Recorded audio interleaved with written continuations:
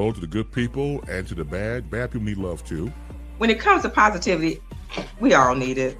Write about people whose names are familiar to us now, like Isaiah Thomas. Those things always work when it comes to putting out your best self.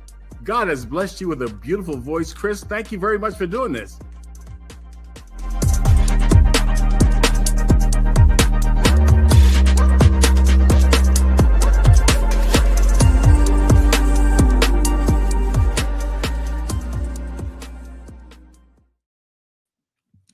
Hello to the good people. Hello to the bad people, friends and enemies. And a good afternoon, boom, shakalaka to all of you out there. Chris Bates back with you as I bring you CBI. We congregate every Wednesday. That's at 5 p.m. Eastern, 4 p.m. Central, and 2 p.m. Pacific Standard Time. Also, of course, wanting you to be well where you are. Up front, I love what I do.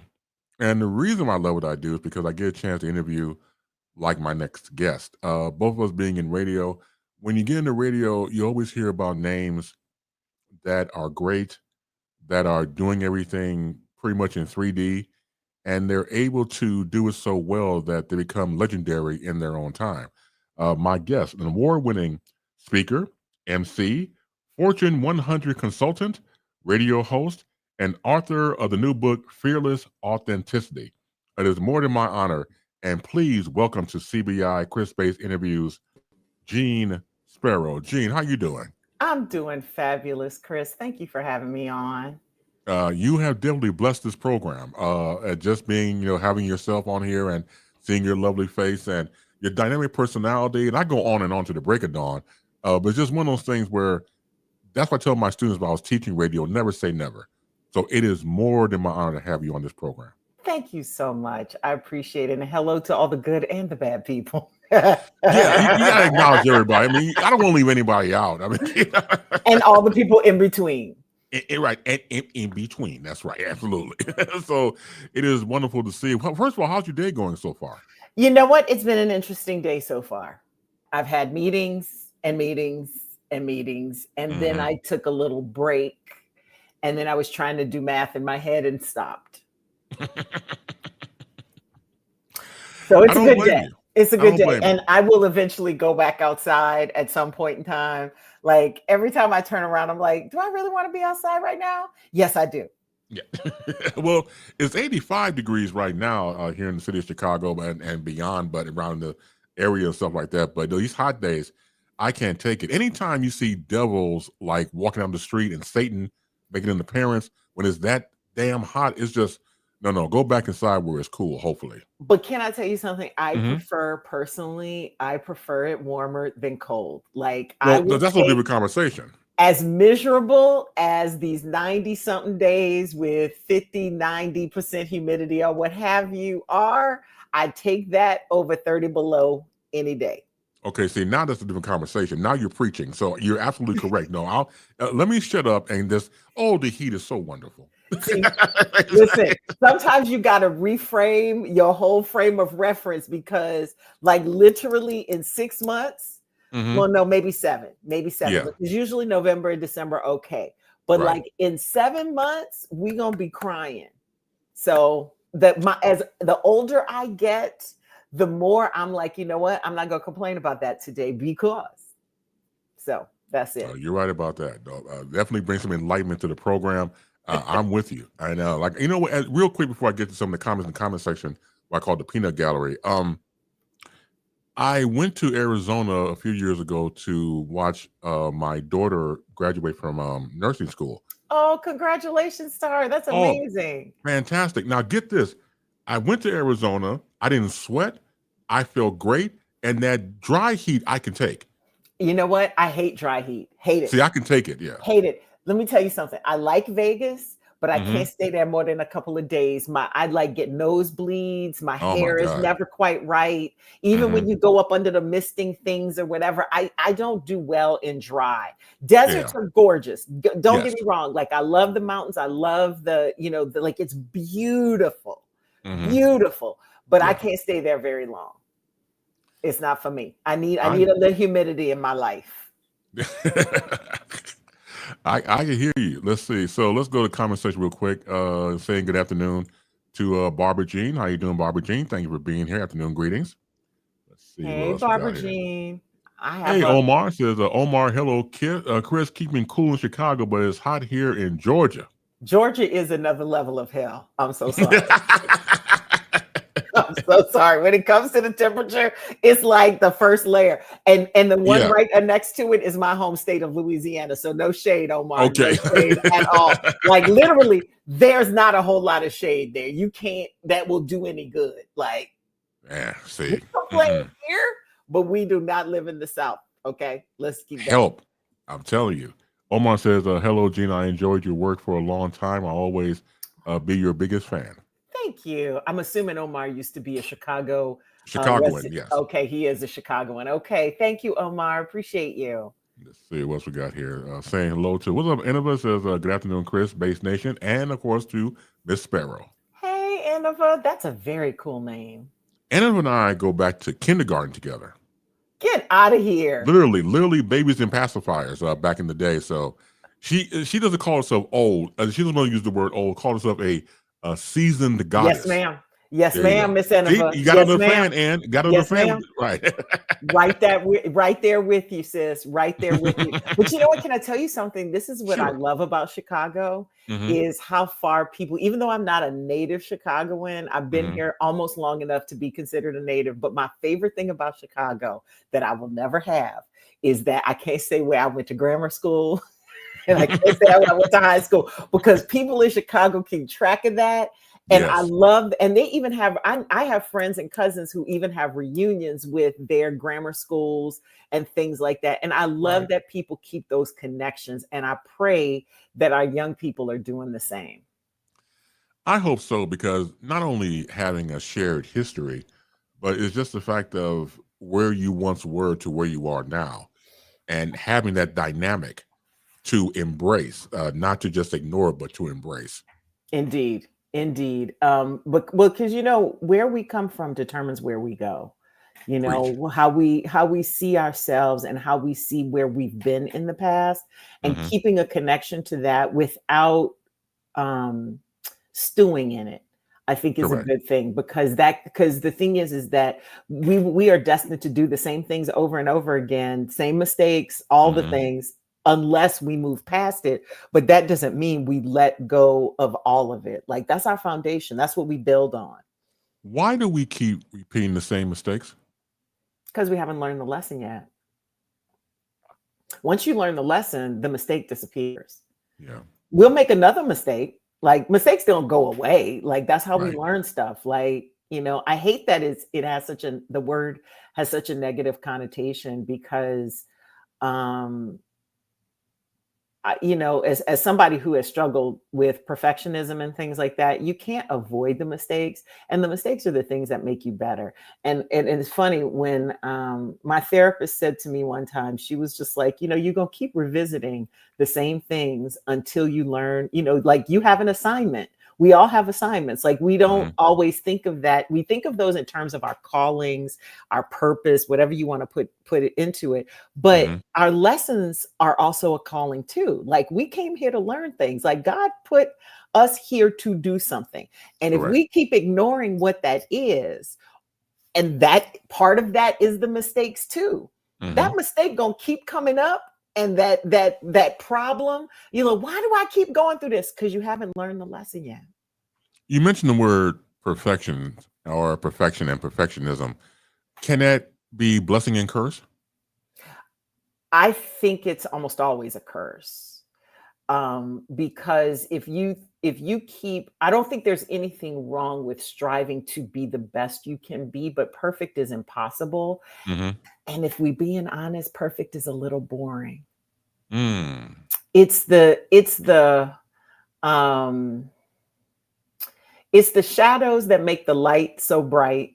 It's the mistakes or the imperfections that make life interesting and make us interesting as people. Like, usually people who seem perfect are holding back on something that they don't want you to know. Yeah. And it may not be like some all dark and ugly, you know, because I know today being what it is, I don't know if we're going to get into that. Oh, but sure. today being what it is, Mhm. it's like some secrets are hidden for a reason, right? Correct. But I think the quirks that we have, which a lot of people try to hide because they don't want to be different or Mhm. they don't want to be made fun of, because all of us had those moments when we Of were course. young or whatever. So I don't think perfectionism is a good thing because it hides the things that make us special. That's what my book is all about, Absolutely. you know. But I do think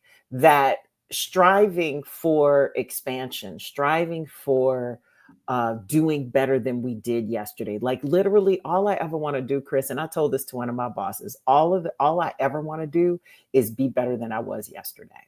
Absolutely. See, That's it. That's it. And so if you keep I'm with doing you. that over time, then Mhm. you're going to get someplace that may look like perfect or look like mastery. I like that word a lot better. You Yeah. know, like that's experience, that's, you know, that's years put in, that's time spent on something, that's getting an expertise in all the different things that make you you, You right? actually have skin in the game when you think Exactly. about it, and you have time. And I like, you know, like you being in radio, always heard about you gotta be perfect. I wanted to be consistent. That was the word I used. That's a good one. Yeah. Because you know what? One thing we are not as human beings is consistent. And when you can meet somebody who is trying to be at least 50% consistent, Mhm. then you got something, right? Yes. Because you will like, because they say, what is it? 90% of working is just showing up. True. That's what I think that's true of anything. I Just agree. show up. Like I tell Yeah. this to my students all the time. Mhm. You know, I'm like, you're gonna learn that doing the work perfectly and getting the A is not the thing. It's getting Mhm. the work done, because somebody who is quote unquote average, who shows up and puts up effort, will do better than somebody who is brilliant but cannot put in the work and doesn't seem like they care. Correct. You have to show up. And like my mom always says, no, nothing beats a failure but a try. At least Amen. try, because you can Amen. surprise yourself. And I tell people all the time, you know, if you tap into something about that you're fearful of, if you tap into it, you could eventually embrace it. The fear might become part of your DNA if you take that journey. And sometimes we rest on our laurels, we get too comfortable and not challenge ourselves. I think if you're able to, and I always use this phrase about being a better version of yourself, I think being a better version is to challenge yourself and see where that journey goes. I love all of that. One of the things I say in my book, and that I like to say all the time, fearless does not mean without fear. It means you're afraid and you choose to do it anyway. Mm. You know, because the reality is that things scare us all the time, and we don't even always know that that's what it is, right? We just like, Right. ooh, I'm not comfortable with that, or whatever it is, and you get that feeling, and you're like, I don't want to feel that, so I'm not going to do that. And then that opens up a whole other can of worms. Like sometimes it is your, you know, that sixth sense, they say, you know, Yes. your premonition, your gut telling you that's not the way to go. But that's very different than fear. And you have to learn to distinguish between the two to be able, I think, to move forward. Because unless you challenge yourself, you're Mhm. always going to be doing the same things over and over again. And you know, anybody who's standing still is falling behind at this point. Correct. Like our world is moving so fast, and technology is changing and shaping the way that we all function. I mean, you know as well as I do how much Mhm. radio has changed just in like Yeah. the 30 years that I've been in it. Like when I started in radio, everything was analog. Everything was on tape. It was physical mediums, vinyl, Yes. carts, you know, Mhm. whatever. Yes, it was electronic because it had to be transmitted out of single signal, but radio hadn't really changed that much other than the ease with which we did our work as far as the machines we had and their capabilities, since radio was invented in the 19th century. But Correct. in the 30 years I've been doing radio, It went from completely analog to completely digital. I literally can pack up my laptops. I have 2 that I use and a big screen that sometimes I pack, sometimes I don't. I can put that, my board, my microphone, and whatever, and I can take my show wherever I want to, and nobody would ever know I'm not in Chicago. That's right. The technology is fantastic. It's crazy. It's fantastic. I mean, like anything else, I think COVID had a lot to do with it too, because when we were sheltered in place, had to stay home, we still had to work. We still had work to do. And then when you get the technology that makes it look, with plug and play, they made that for me because I hate tech. I hate it with a passion. You plug and play, I'm good to go. And so when plug and play technology came to the forefront, we're looking at all these dynamic people, voices, programming, and we're all over the place now because now it's that widespread.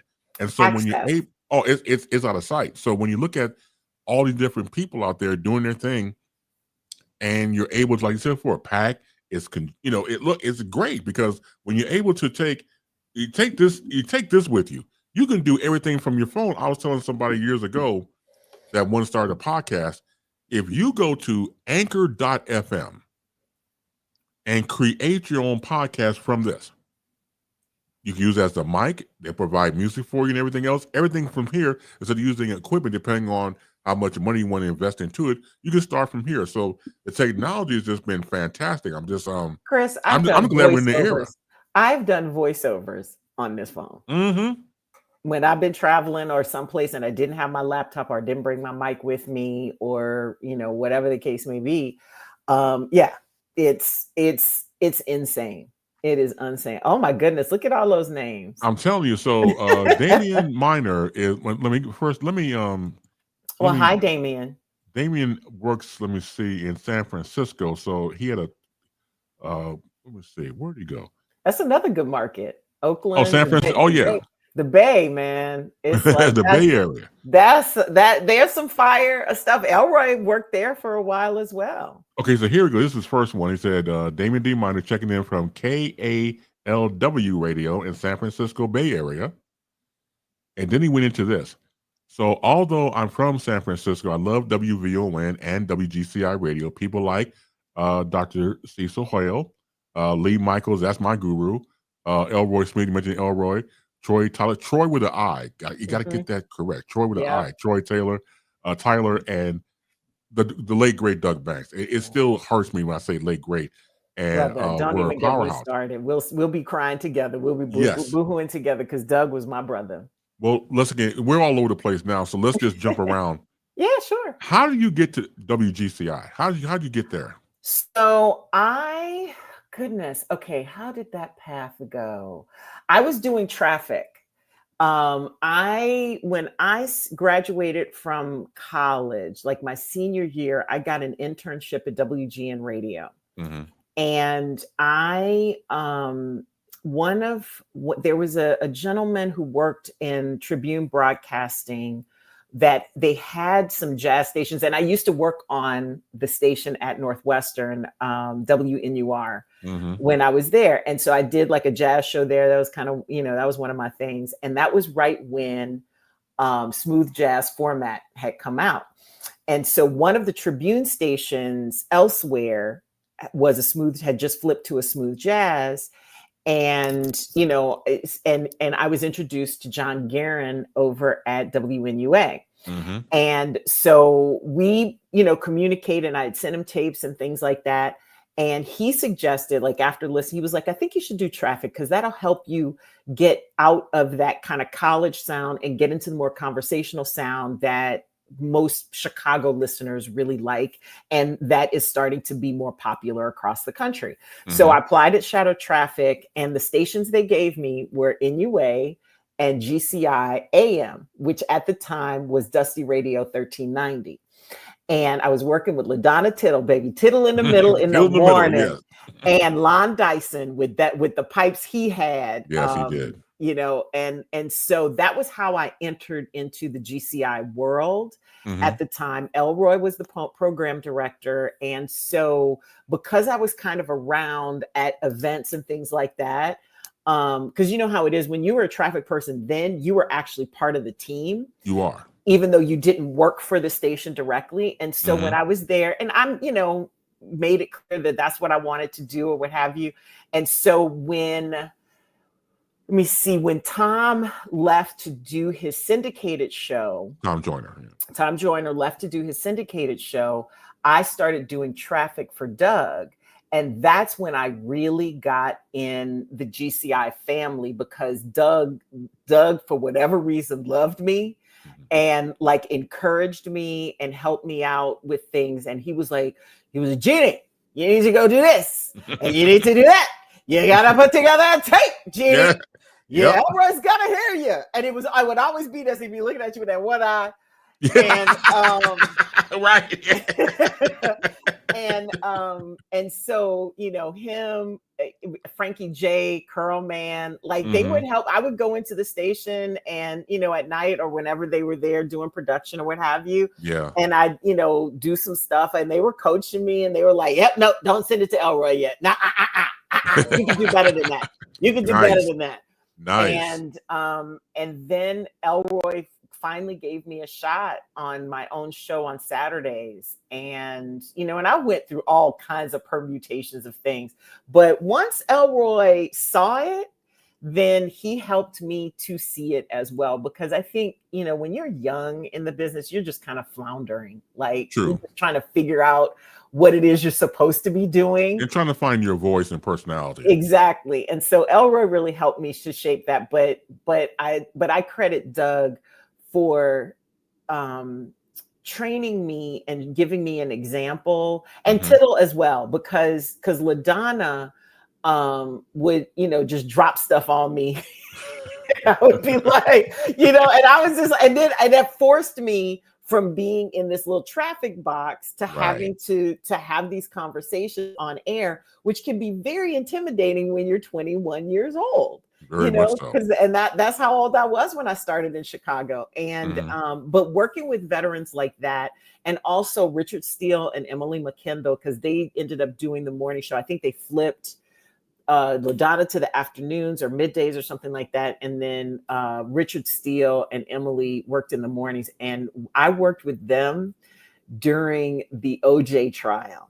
Ooh. And that was some scary stuff for me, because I was like, I gotta give my opinion on what's happening with OJ. No, I don't want to say nothing. I don't wanna, right? And Richard was like, if you don't tell us your opinion, because it was different eras, and they wanted, and I didn't understand it at the time because nobody said it, but they were like, you're this young person who is experiencing the world. Like, what do you think from your perspective? And I remember Richard and Emily took me out for like breakfast one day, and they were just like, you're smart, you're bright, you're funny, and you have opinions. Share them, because there are people listening that are like you that need to hear that they're represented. And I was just like, wow. And Elroy said the same thing to me, and this is something I quote a lot in the things I talk about. He was like, I'll pay you to play the hits. I pick those. He was like, I pay you for what you say in between the hits, because that's the reason why somebody would stay to hear the next hit, because they can get this music anywhere. That's true. Because even then, way before streaming, I mean, this is the 1900s. So this is way before streaming. Way before streaming. But hits are always hits, and hits get played everywhere. So he was like, they could hear this on V103. They could hear this on as he used to call it, W Light. I was like, Elroy, it's just the light. Right. But what was the other one? JPC. And all of those stations that, like VON, that he was like, if somebody's playing music, they playing the same stuff we playing. Right. So what are you going to say in between that's going to make them want to come back and listen some more, and so that's when I was like, oh, okay, let me see what I can do. How long did it take to go from, kind of like being in that box you was telling me about, to get out of the box? Oh, that's a good question, Chris. In some ways, I feel like it's an ongoing process. Do you know what I'm saying? Still, work in like, progress. always, because I think at different phases of life, there are different things that interest you. And there's always, I think, a hesitation when you are this changing, growing human being to kind of hold back some of that stuff. And finding the line between your personal life and your professional public life.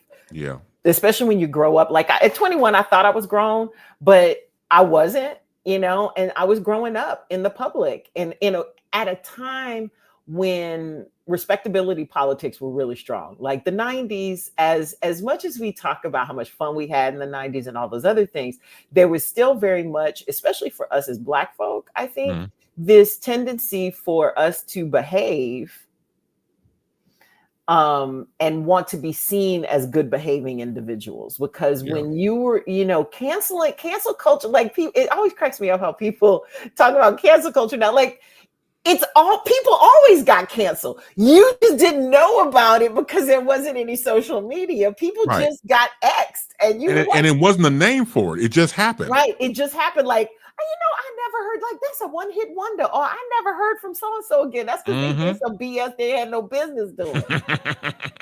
Or something somebody said was BS that did. You know what I'm saying? Like, it was a very nebulous thing. So I think for me, it was an unpeeling of an onion. And in some ways, every time I try something new, because it was like that with television too.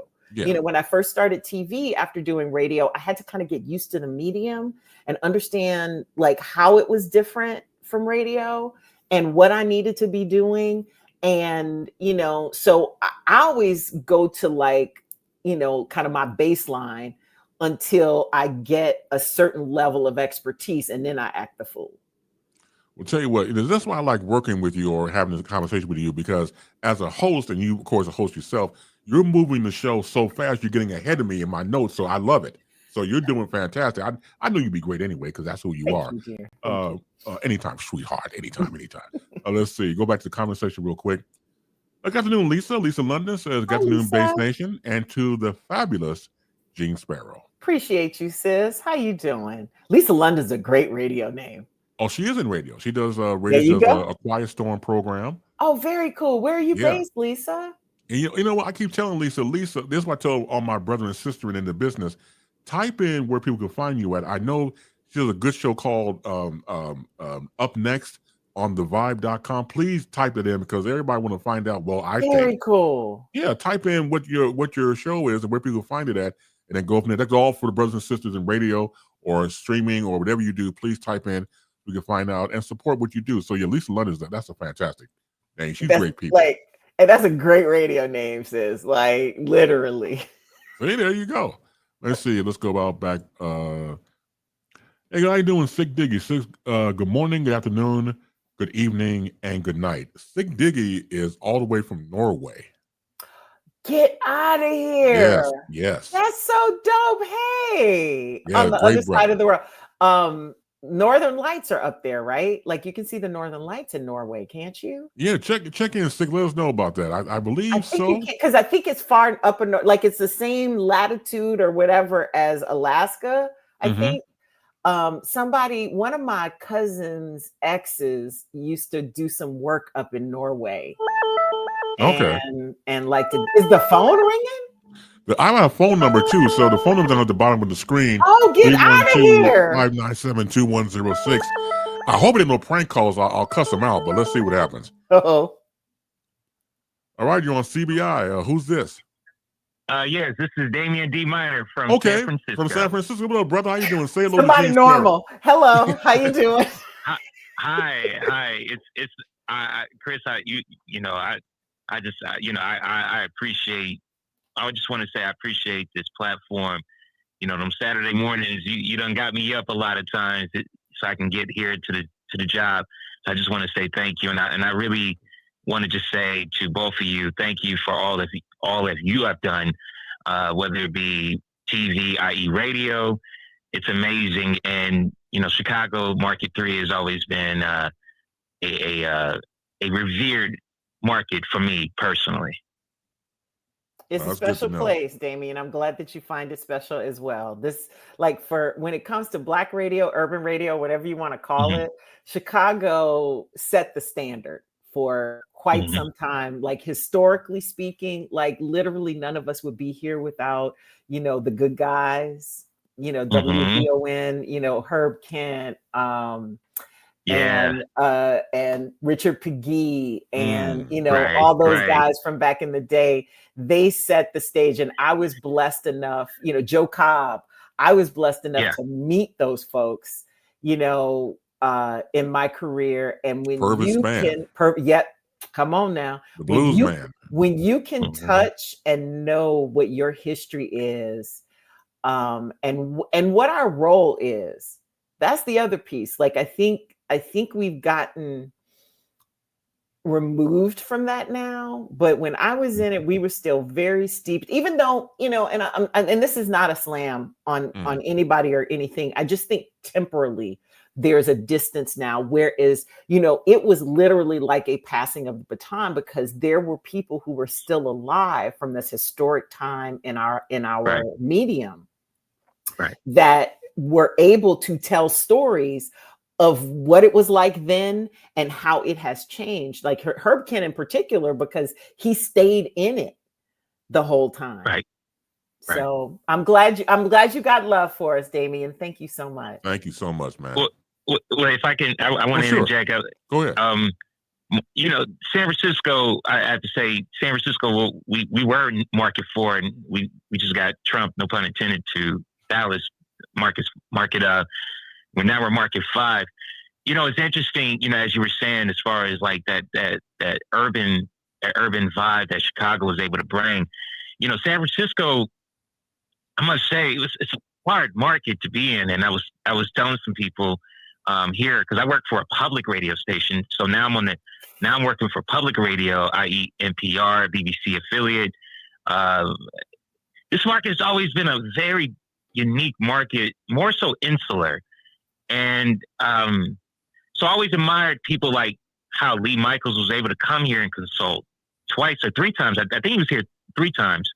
But even guys like that, or like even Doug Banks, when he was here for a spell at KDIA 1310, the Boss of the Bay, KDIA, it was great that these guys were able to more or less conform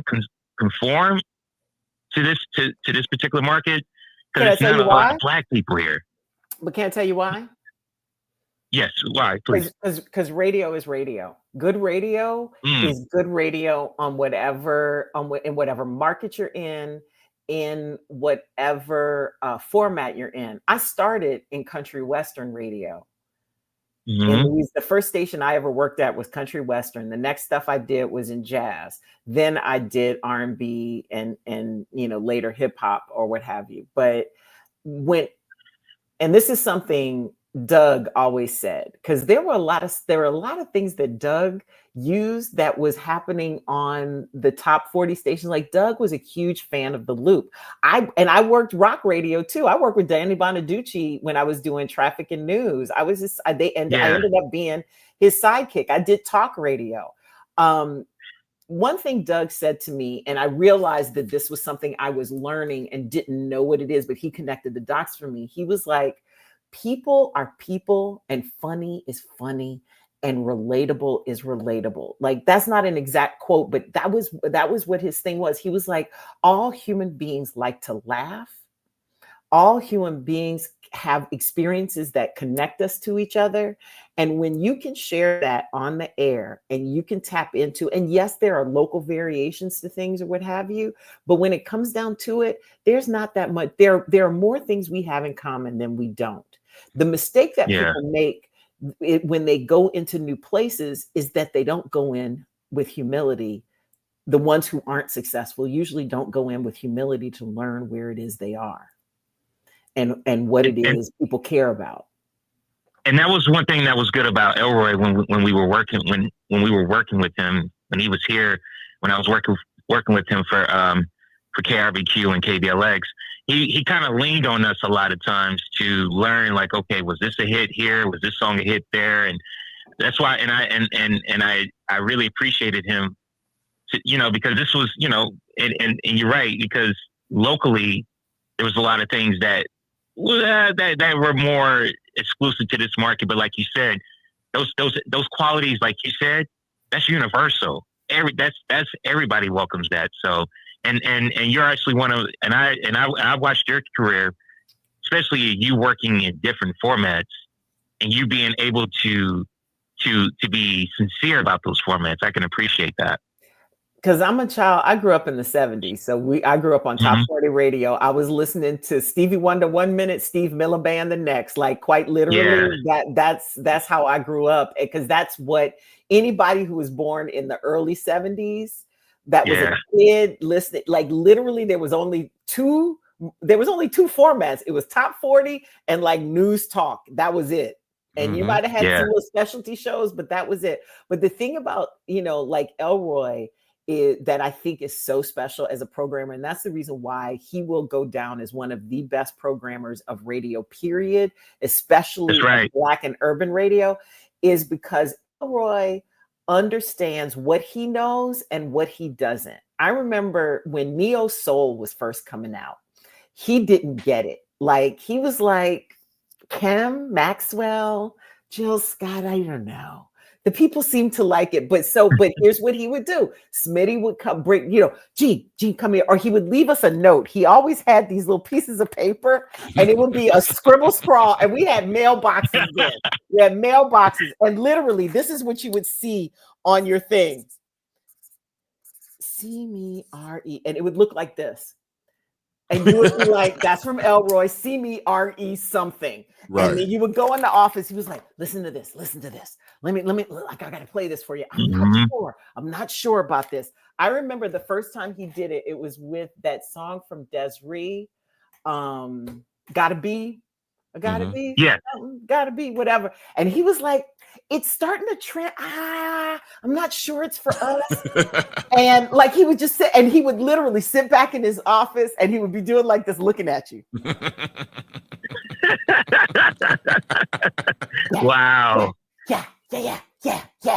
And but it was him looking for your visceral response from it. So he was doing research in the office because he knew he had a wide range of people to ask these questions to, right? Yeah. Like, if he wasn't vibing with it, are the people who are listening vibing with it? And that would be you're representing that person. So after that, like, I remember the first time I heard Cam, I told him, I was like, you better play Love Calls. I don't care if he sound like, he was like, but don't you think he sounds a little too much like Al Jarreau, like the whatever? I was like, no, because he got a little bit something different. Correct. I was like, yes, he has an Al Jarreau thing, but he's not like an Al Jarreau imitator. I was like, you better play Love Calls. And he was like, so Jeanne, is it going to be a hit? I was like, I got the hit chills. It's going to be a hit. Because I have like physical responses to music. Yeah. I like get chills, and I had the degree of chills that I get, because sometimes it's just the little goosebumps or the chicken skin, like the people say, but sometimes if I get like a thing up the back of my neck, I'm like, oh yeah, it's a hit, because you feeling something and whatever. And apparently there's some psychological phenomenon, like there's like, just like some people see music as colors, there's some of us that feel it physically. But for me, I connected to a hit. And so I was like, yep, got the hit chills, we good. And he would just be like, I don't understand. That's true. That is cool. Damien, thank you, man, for calling in, taking the time, and you being part of our radio fraternity / sorority, man. It's always good to represent. And don't be a stranger, man. Thank you. I moved the show to Fridays now. Saturday mornings were kicking my ass. You're on man. No, you get old. I had to unask myself from the bed. I got tired, Doc. So I moved it back to 4 p.m. I'm still on Saturday mornings. Well, see, you're different. I'm on Saturday mornings from 6 a.m. to noon Central. So, Damien, anytime you want to listen to some good old school and some good radio, you can listen to me, because I can unask myself from the bed. See what I mean? See, that's different. See, my ass stays in the bed, and that's the reason why Jeanne Sparrow can unask herself and make it do what it do. Can I tell you what the secret is? What's the secret? My check's clear. Oh well, hell, I would stand up before. I mean, Jesus. I mean, the check clears. I ain't going to sleep. Wow. My check's clear. You know why I show up? Because checks clear. The minute checks don't clear, the ass is staying in the bed. All right, there you go. That's right. There you go. Check and mate. That's how we do that. Once again, Damien, thanks for calling in, man. Love you more, Doc. Love you too. Thank you, Jeanne. Thank you, Chris. God bless y'all. Have a good one. Thank you so much. Lovely to talk with you. It's always good to talk radio with people who know it. Absolutely. No, it's fun. And like I said before, everybody knows, of course, my guest you see right now and here is Jeanne Sparrow. You want to call in like Damien has done, that's 312-597-2106. If you can ask yourself from the bed, please do so. Or you stay in the bed and call 312-597-2106. Or you leave comment in the commentary, what I firstly call the peanut gallery. You can keep on type. You can leave comments and questions as we go along, as we continue on in the comment section. What's up, Diane? Diane Hawkins says, Jeanne Sparrow looking beautiful. Thank you, Diane. Appreciate you. Yeah, Diane and I go way back. We go back to high school together at Kenwood Academy, freshman year. Wow. I'm going to guess that Diane is an AK. I'm a Delta, but I still love you, sis. Yeah, see? There you go. You got to keep the love going. Nothing wrong with that. Always. Listen, D9 all the way forever. Preach. Nothing wrong with that. Love that. Let's see. So, quick Doug story, and then, of course, we get back to you being the center of attention. So, when I was back at WLS, if I wasn't on the air subbing and doing talk hosting, I ran a control board overnight. So Doug would come in and fly in from Chicago, from Dallas to Chicago, because he was doing 190 North for Channel 7. So he would fly in. Of course, all of us being on ABC Radio Networks. He was doing the morning show, and I got a chance to know him because I would buzz him in. And we got a chance to know each other. So I remember one time he brought in JJ Jackson from the local show. JJ Jackson. Yeah. When I tell you how much I love JJ Jackson, I didn't know until JJ was the man. Rest in peace. Oh, that hurts. God, I miss JJ. When I tell you, he oh was my God, go ahead. Low-key funniest people you could ever meet. Like, because he was sneaking. He was like a sneak disser sometimes. Right. No, he was. That's why I liked him. I listen to him all the time. Like, he would cast shade on you, and it would be so, because like literally it would be like 2 beats, and then you would get it, and you would be like, oh, and like then fall out. It's like the old line. It was done so smooth, it had to be a plan. He was smooth with his. He was, and that's why I was like that low key stuff he was doing. As a fan, I loved it. So I remember. So when Doug brings him in, it was like, "Hey, Bass, this is JJ." I was like, "Oh," I was like, "Dude, I heard you all my life. I love you." And so Doug was like, "You hear that, JJ? That means you're old." That was his favorite thing to do. Yes. And and shout out to Harold Lee Rush, like another mentor of mine. Yeah. Of that group of people, like Doug, because like I remember when I moved here to go to school, I would listen to Doug when he was on BMX. Back in the day, yes, and then I remember when he went to mornings, and like Dan Ryan had her burr. My 805 guy. 805 guy, yeah. 805 guy was my dude, because like literally I'd be getting on the bus, the 147, coming downtown. If I heard I was like, I need to get my butt out to Sheridan Road, so I can make it downtown. But it was like, I mean, that was Shirley. She was Shirley Clark then, right? Bonnie was doing traffic.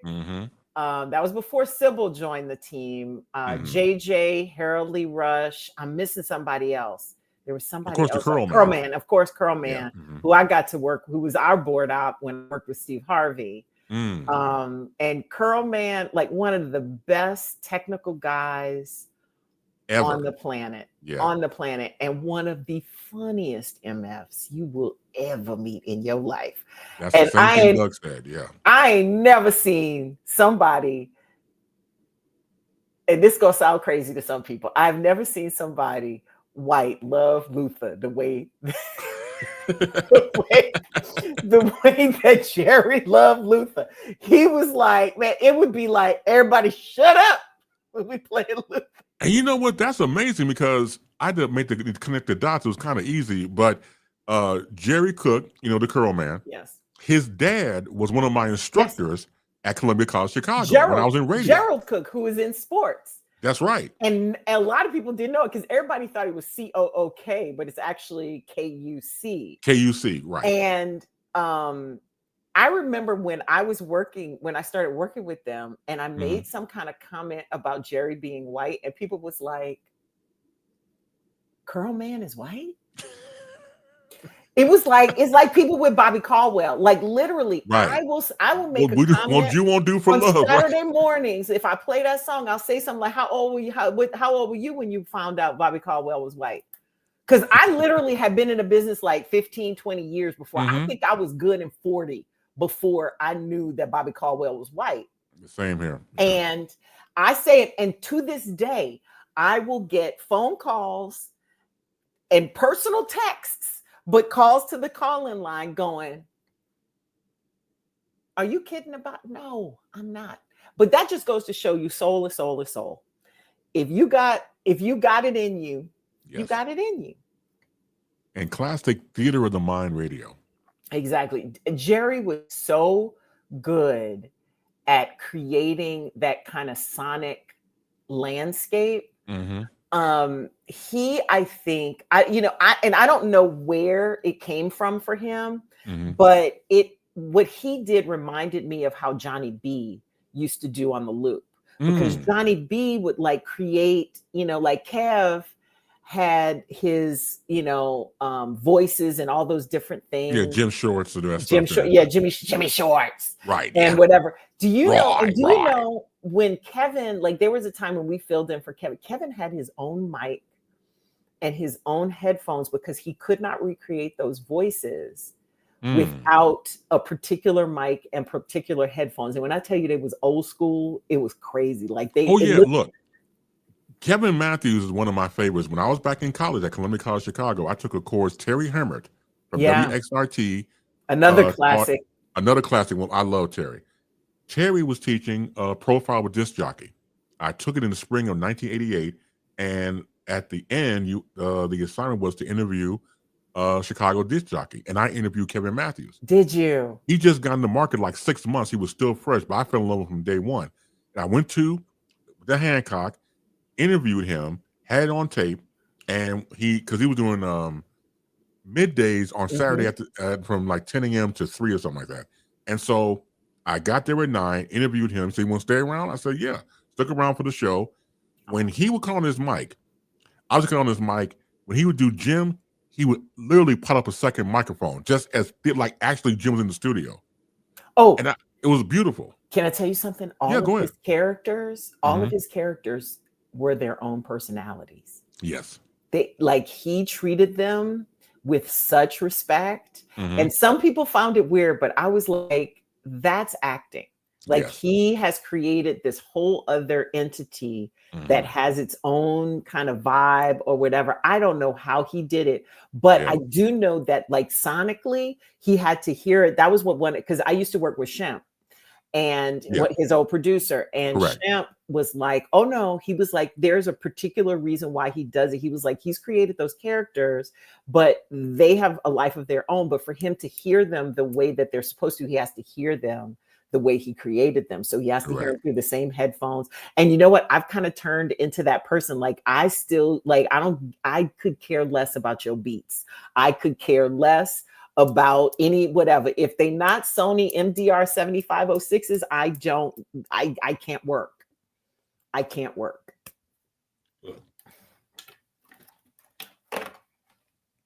Thank you. Can't work. I'm telling you. No, cannot work. That's the truth. The music don't sound right to me.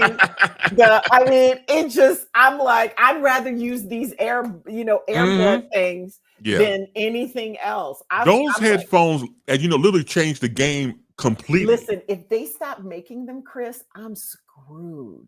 Oh, man, get about 2 or 3 more pairs just to keep them in. Hold up. Yep. One moment. Hold up. Wait a minute. Whoop. Backup pair that I just ordered some replacement because Thank you. Oh, so yeah, the earbud went out. Yeah, start to get shaky.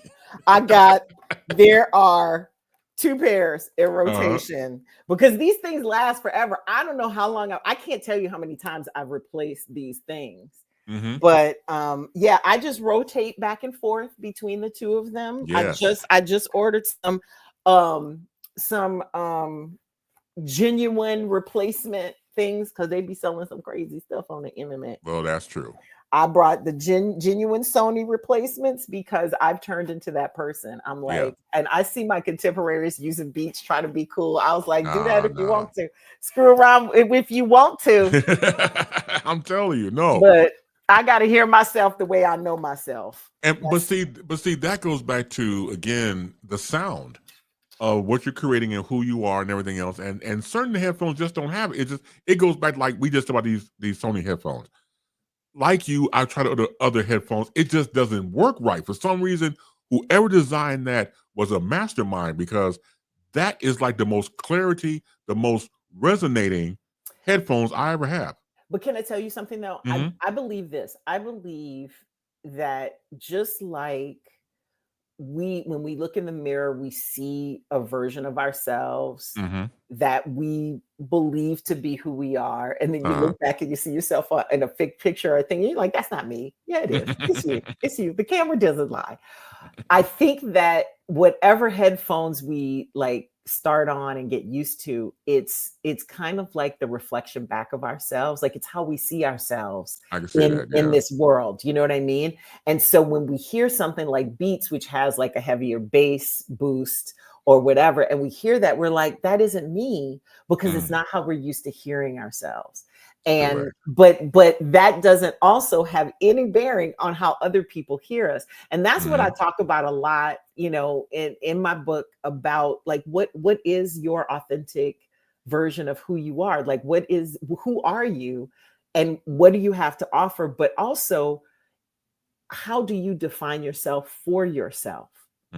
And that's, I think, the way that we do it, because we have to learn how to hear ourselves. Because like, what did it feel like the first time you listened to yourself, like an air check tape? I took my tape and threw it across the floor. Yeah. I had an ex do that when I said something on the phone, but okay. That he did not like. I threw the phone. I was like, why did the call in? I threw the phone across the room. Why would you do that? Why would you do that, sir? That's your property. Okay? Yeah. But I guess better that you threw the phone against the wall, I guess. Yeah, I couldn't stand my voice for a long time, man. Really? You know, I hated it. No, I hated it because, like, okay, so dealing with radio, I love radio since I was 6 years old. So when I'm actually doing it in college and then working professionally, in here I heard it, but I didn't get it outside yet. So that was the battle for years. In here, I'm smooth, but it didn't come out smooth.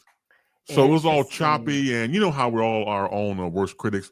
And I'm hearing the air checks. I'm like, this doesn't. I'm going over my PD sometimes, and I got on my checklist.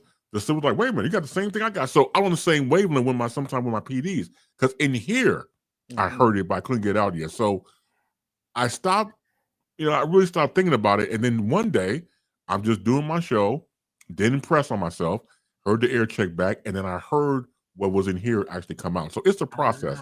Like, it just takes time. Yeah. Absolutely it is. But I think it is so valuable. Like, that's one of the most valuable things from our business, I think, that a lot of people could learn from. It's what I do with a lot of my clients. But my mother did it with me, because my mother was a vocal coach.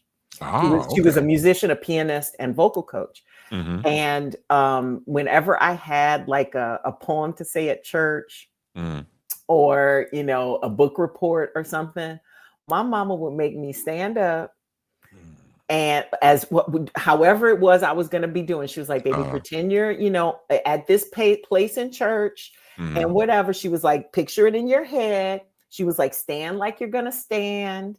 Do everything like you're going to do. And she had this little tape recorder. Remember the tape recorder with the cassette where you had to press the button with the red? Yes. And she would record it, and she would make me listen back to it. I was like 6, 7 years old. See? And she was like, baby, and then she would make me listen to it. And she was like, you're not going to sound like yourself. She was like, because your voice your voice sounds a certain way to you because it's the acoustics inside your head. Correct. She was like, other people hear what's on this tape. She was like, so it's going to be weird, but just listen to it. And so she would make me listen to it. I was like, Mommy, why are you torturing me?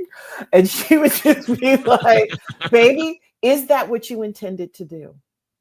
Did you do what you intended to do? So it was so funny to me that I ended up in an industry where we're always listening or watching tape, because that's really what the essence of it is. And I think there are a lot of people who could stand to do that because they have no idea how they affect other people in their lives, positively or negatively.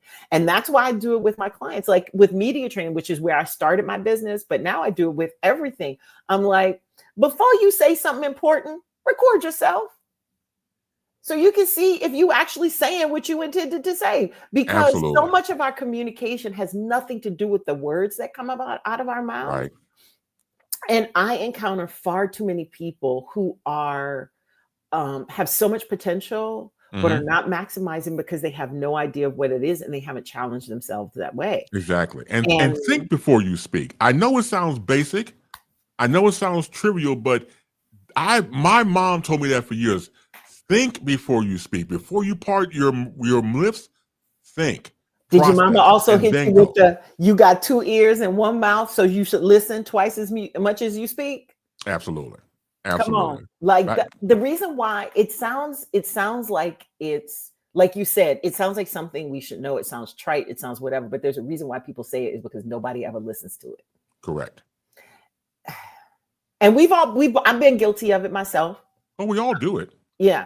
But it's like, as you get more grown, seasoned, as our friend said, yes.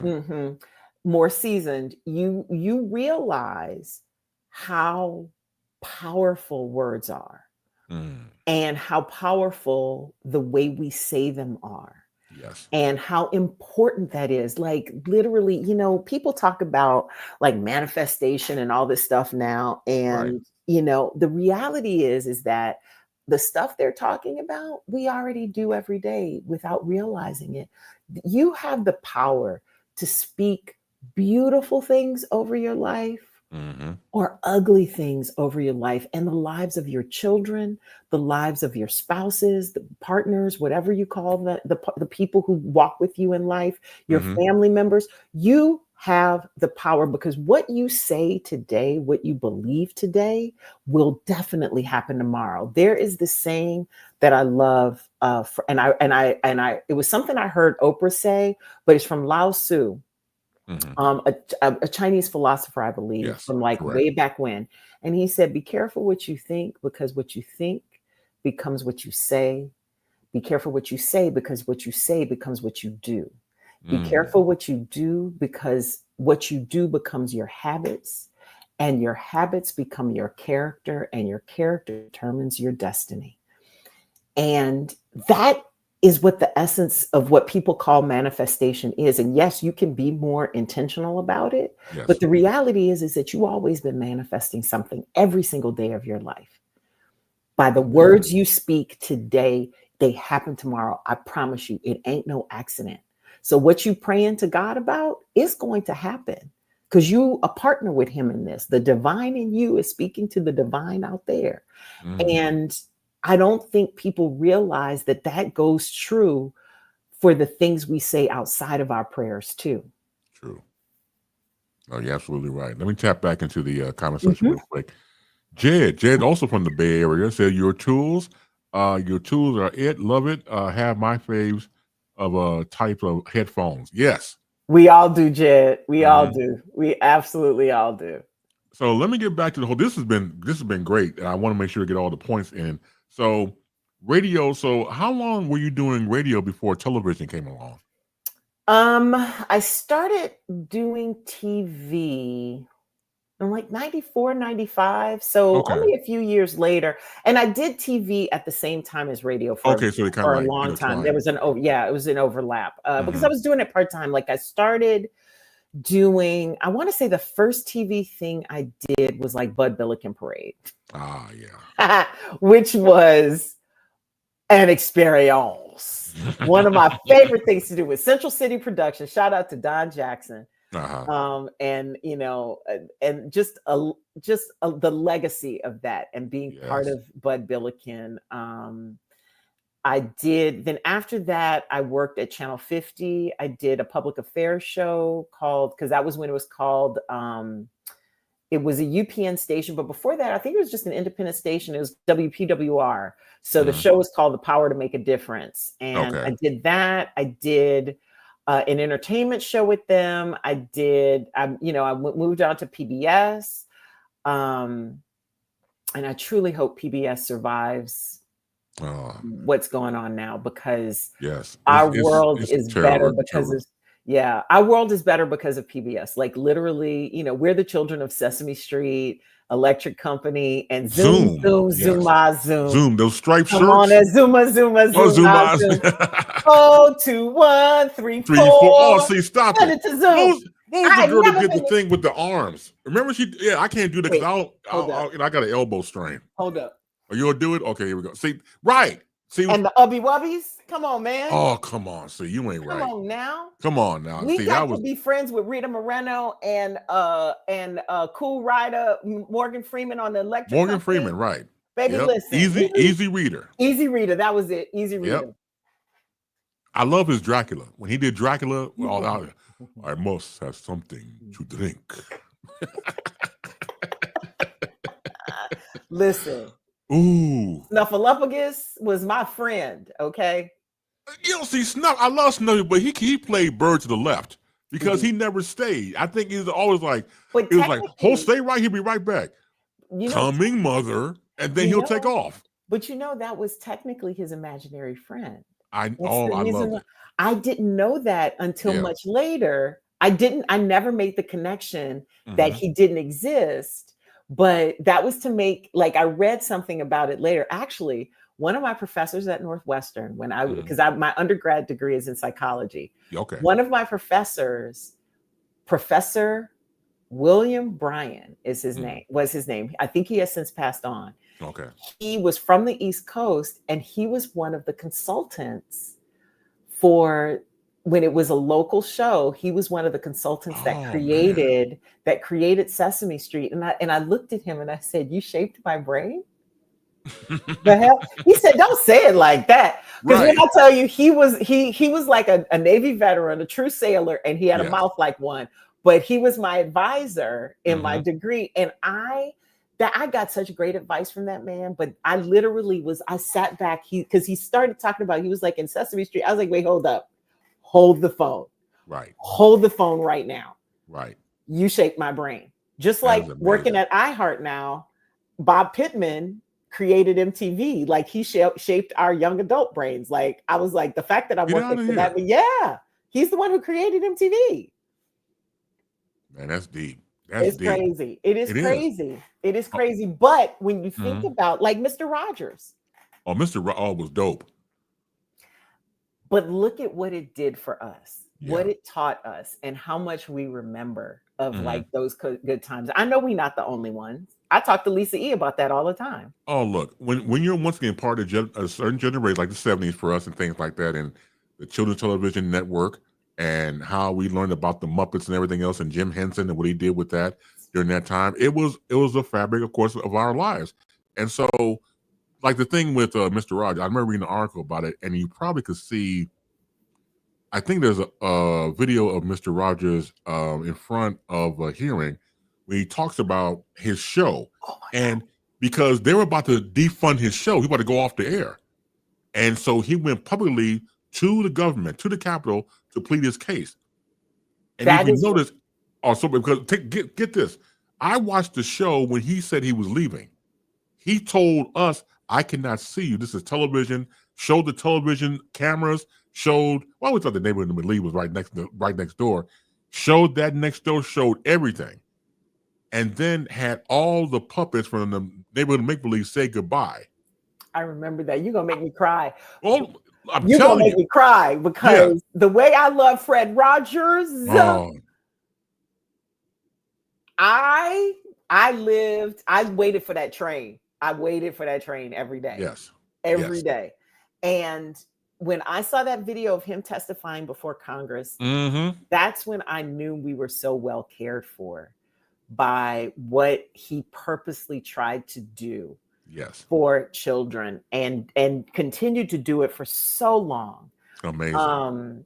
I was boohooing at that movie that they did about when Tom Hanks? Yep. And the article that it was based on was very touching as well. Yes. I think it was in Esquire magazine. Yeah, but something anyway, like that. I remember that. Yeah. But that was what the movie was based on. And that whole story was just the story of who he was and what he tried to do for people. But yeah, here we are. But here we are. And here we are. But it was an amazing talent in all those years we took it for granted because we were right there. But just the fact that it's all about timing, because all that was happening in the late 60s going into the 70s with Sesame Street. I think Sesame Street started in the late 60s before it started to really take off. And we were right there at the beginning. And so to see those shows, Electric Company, once again, Rita Moreno, pre-Bill Cosby before all the crap that happened with him, once again, Morgan Freeman and all these other just great talents of the time. And I was talking to a friend of mine about this. Those shows, they didn't talk down to children. That's what made it great. They treated us like human beings. Absolutely. And encouraged us to think and learn and do some really cool things and see what was possible. So yeah, I always hope that that kind of stuff continues and that, our kids today get that kind of enrichment and be poured into, because that's really what it's about. It's, that heart of service. That heart of service is so important. Let's see. What's up, Rachel Montgomery? Another radio person. Rachel, I've known since college. Today's her birthday, too. Happy birthday, Rachel. Happy birthday, Rachel. She's a zoomer. Zoom. And Fanny Doodle. Fanny Doodle. Yeah. Zoom again. I'm telling you. Oh, my God. I love it. Beautiful. I love it. So, man, this is just great. Let's continue on. So, me, like other people, watching you on Channel 26 to You and Me in the Morning, you, and of course, Melissa Foreman. How did that show come about? Oh gosh, it was okay. So what happened? Initially, Neil Sabin, who is the VP of programming now, I think, I can't remember what his title was then. He had called me, and there have been times when I had met Neil before because he had seen my work on other stations, and had talked to me about doing some different ideas and things like that. And some of them came, many of them never happened or whatever. But he reached out to me. I was freelancing at the time. I had left Channel 5. And had been freelancing, and he called and was like, "Hey, you interested in doing any TV, whatever?" And I was like, "Well, what do you got in mind, sir?"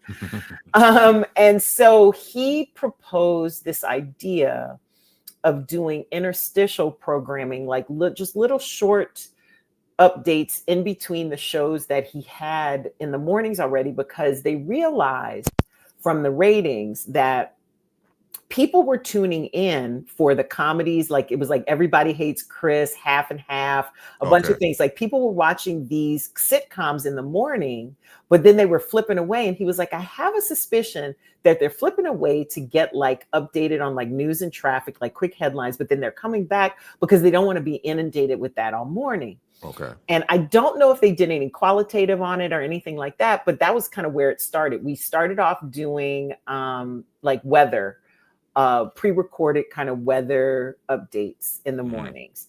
And those went well. So then we started doing live updates that were, weather, traffic. And because I had done traffic before, it was kind of an easy thing, whatever. And then it expanded to headlines. And so as it started going, the interstitials started getting longer and longer. And he was just like, I think we have found kind of a formula for not necessarily happy news, but giving people this much news and then this much of what they can watch with their kids every day. Okay. Like getting ready in the morning, because, a lot of mothers will tell you what's on TV in the morning is scary to children. And finding things, and it can't be all Coco Melon, like Right. it can't be all that. Like they wanted something for them and for the kids. And I cannot tell you how many young people come up to me saying, you are my favorite show, waking up to, because they were getting ready for school. So these are like kids that are like college now, just starting to work, like 20 something. Like this was, because we started that show back in like 2008. It was like right around the recession. Yes. Like, so this is like over 10 years ago. So these kids are, out and working. They were like, oh my God, my mama loved your show. And I liked it too. Or whatever. And I used to say, half of our audience are children, even though we're not necessarily counting them. Yeah.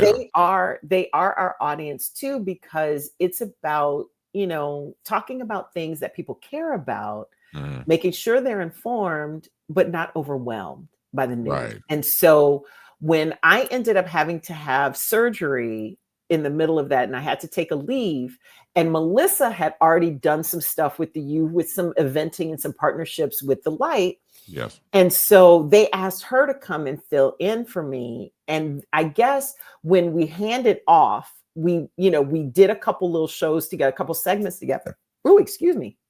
Dainty. Melissa and I guess they loved the vibe that we had. Yeah. So when I came back, they were like, we think we want to partner you guys together and turn this into a longer show. Okay. And because it was a lot doing, because I think by the time Melissa had joined, I was doing like half hours alternating with the shows. Like, so it would be a half hour of like news and features, then a sitcom, then another half hour. And that's a lot to do. That's a heavy lift to do by yourself. Yeah, that's true. And so we started off, I think, with an hour, then we went to 2, and then we went to 3. And so that's kind of how it was basically an experiment. Yeah. That went really well. I remember that. I remember watching the show with my wife, God rest her soul, because she loved the three of you when Art Sims would come on. She loved Art Sims. I mean, it was like you three couldn't do no wrong. Yeah, Chat Daddy. Oh man, that's my man, 50 grand now. And so like again, watching you at work, and again listening to you on radio, then watching you on television, what you have is so effortless.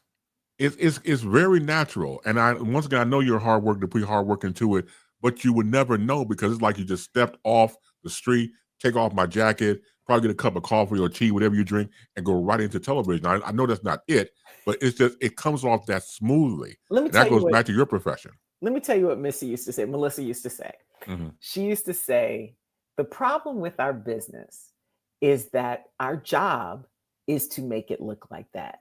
And people think as a result of it that we don't actually work. Correct. And I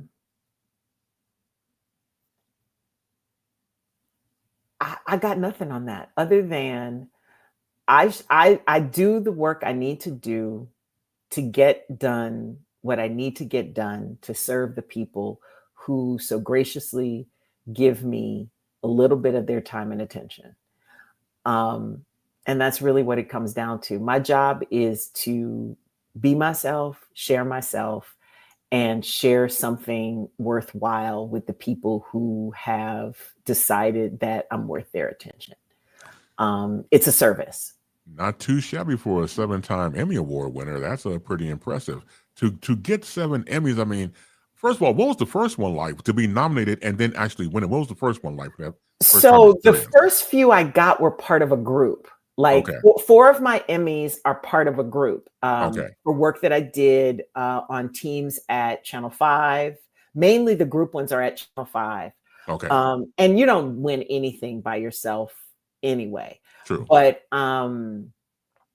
so the first one I got, I'm trying to remember the order of them. The NBC ones may have come after it, actually.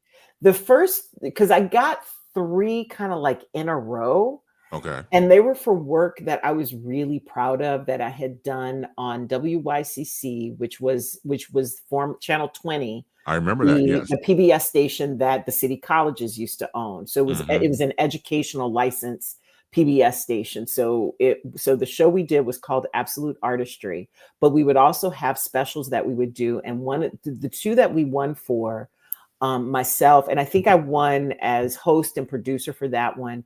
One was on Record Row, the history of Record Row in Chicago. We did that as a Black History Month special. And the other one was when we interviewed Mamie Till Mobley,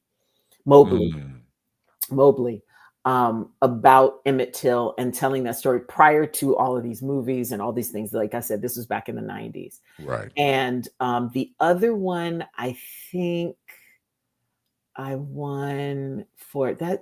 I should remember that. They're sitting right there. There's one up there. Okay, I see you right. Hello. Hello. And there's one right there. Nice. I could go read the labels, but I honestly don't remember what. Well, that's okay. Was. But I'll tell you this: the reason why those, because it's it's hard work.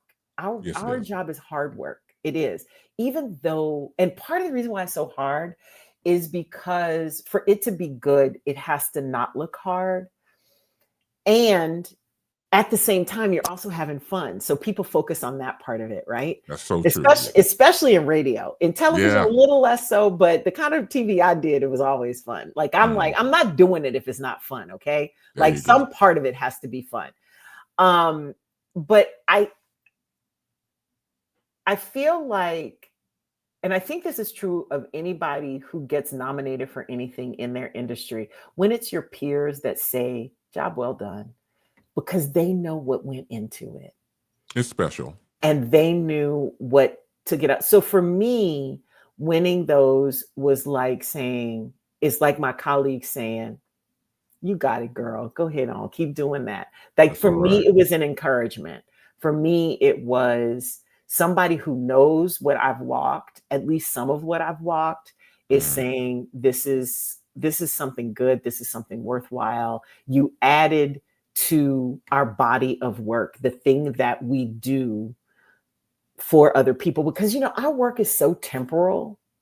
It's so ephemeral, like it's air. Like, literally, I always tell people who are AEs in TV and radio, like, literally, y'all are the goats of sales because y'all are selling air.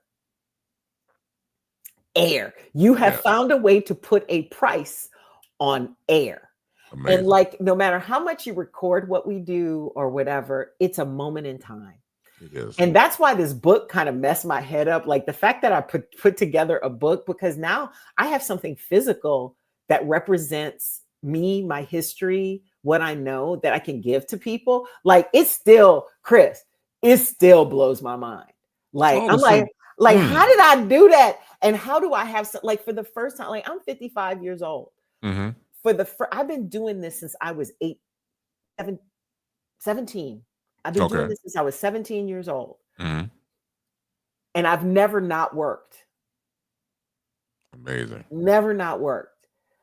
I got some crates of tapes, including 3/4 inch video, some DATs, some cassettes, and a big reel-to-reel, couple of them with bits and stuff. Like, I literally need to get this stuff digitized. Like, I was cleaning up my storage and I was putting stuff in because I got great storage in this place I just moved into.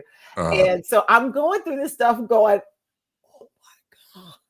Oh, it's like, amazing. What's on here? Like, some of the stuff says like 1992. Like, what? So, yeah, but the thing is that it's just sitting in a closet. Like, it's not representative of my whole life, but it is, So having a book is a real departure from, because I can't sell that in the closet. Like, that's what I did to make money before. Like, it's a memory now. And that's the thing that's weird about our business, is that no matter how much you record it, no matter how much you tape it, once it's done, it's done. And it's on to the next thing. What's next? Like, It's literally, amazing. we're the world of like, what you doing tomorrow? No, you're right. And like you mentioned your age, so I'm 57, so I'll be 58 this year. And as you know, we just had a conversation, we were talking about the changing of radio, and things doesn't stay the same.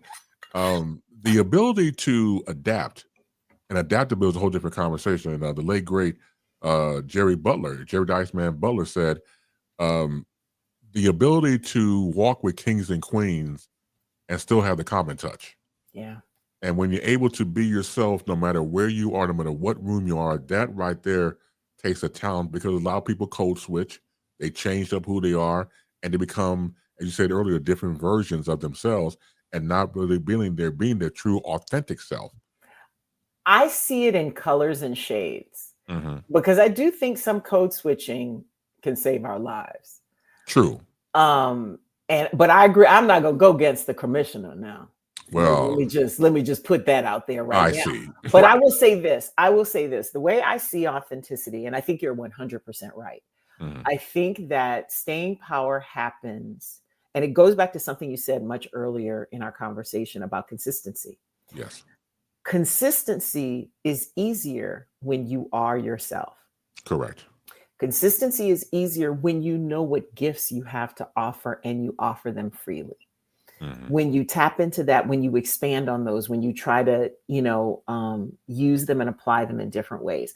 One of the things that, people always ask me, like, oh, you keep reinventing yourself. No, I'm doing the same exact thing in different places. Like, literally, I'm a one-trick pony. Yeah. But I take that trick as far as it can go. Like, I know how to talk. I know how to tell stories. Stories are important to me. They're what I value. They're what I use to connect with other people. It's what I enjoy. It's how I grew up. It's what I come from. So as long as I stay true to that, whether it's in radio, doing it with just my voice and some music, or just my voice, whether it's acting with voiceover, or then I'm saying other people's words, but I'm putting something in it, making them come to life, or acting on television or whatever, whether it's television, broadcast television, where I'm talking about news and stories and features and things like that, whether it's speaking, whether it's consulting, it's all the same thing. Yes, it is. It just looked different to you because you don't see the through line that I see, right? Right. But all of us can do that, because all of us know and enjoy something, right? Yes. And we can find ways of using that. Just like every singer is not going to be as successful financially as Beyonce, but you can have a full career singing in church, singing in clubs, doing backup singing, background is an honorable profession. Studio musicians, things like that. Like, there are a number of different ways you can do it and use those talents, teaching, all of these different things. Like, you can use those talents in a bunch of different ways to put together a life that looks really beautiful. It does not have to look like everybody else's. And when time changes, like, the more you dig into the things that you are good at and you know it, then you got a foundation to stand on when things get shifty. When stuff starts moving around. Like, right now, one of the things that I'm hearing from people being worried about, whether it's professionally or personally, is AI. Yes. The reality is, right now, as AI is, it cannot do the same things that humans do. So use it as a tool. Like, you use it to do the stuff that it's good at, that you can't do as quickly. But imagination, decision-making, discernment, that is still human, right? Problem solving. You cannot ask GPT to solve your problems. And if you do, and you listen to it, God help you. Because the BS that comes out of chat, like, I don't know about you, but I argue with chat. Like, fam, what is this? I did. And then she come back and and Siri too. She AI. She have her opinions about stuff, and she was like, "Excuse me, I don't understand that." Of course, she wouldn't, Siri. Thank you. Right. Come on now. But she's still useful.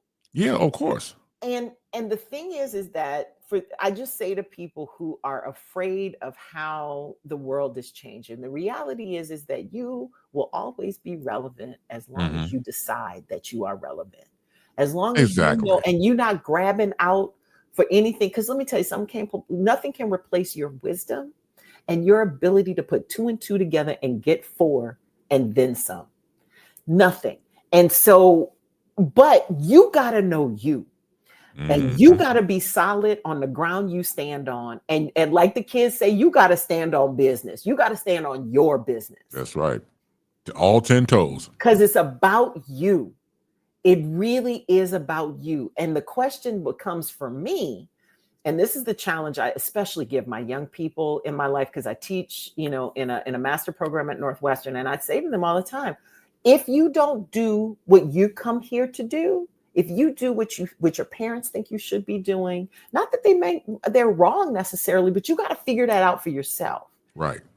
But if you're doing what you see your little friends doing or whatever, because that it's okay to try things on, but you got to get solid in who you are. Because if you don't do it, then we all missing out.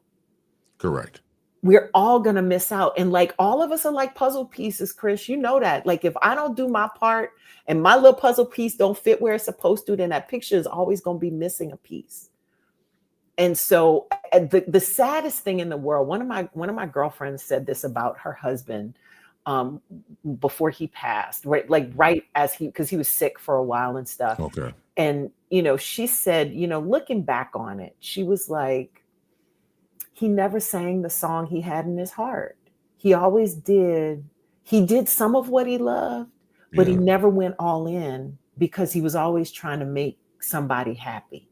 And that's an inside job. You can't ever make somebody happy. She said, it makes me so sad because I know there was so much more that he could have done with the time he had and so much he had left to do. And she said he died with his song in his heart. Damn. And how many people like that? Man, that's true.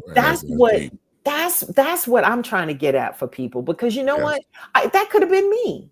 That could have been me, because when I was young, as an adopted kid, I was scared my parents were going to give me back if I wasn't right. Damn. Because that's the connection you make in your head as a kid. As kids, you just be making up stuff, right? Well, that's true. Yeah. Right. You just be making up stuff. But here was my logic. And I talk about this a little more in depth in the book, but here was my logic. I was like, oh, that's really great that my parents chose me. They went to the baby store and they chose me. But as I started to get a little bit older, I was like, well, wait. When I started figuring out how babies really came, everybody didn't go shopping at the store to get their baby. I was like, wait a minute. So wait. If the people who had me that was supposed to take care of me didn't, and thank God they gave me to my mama and my daddy, but and so they got to choose me. But wait, hold up! If they could give me up, these could give me up too. Man, that's deep. Right? Yeah. And so that's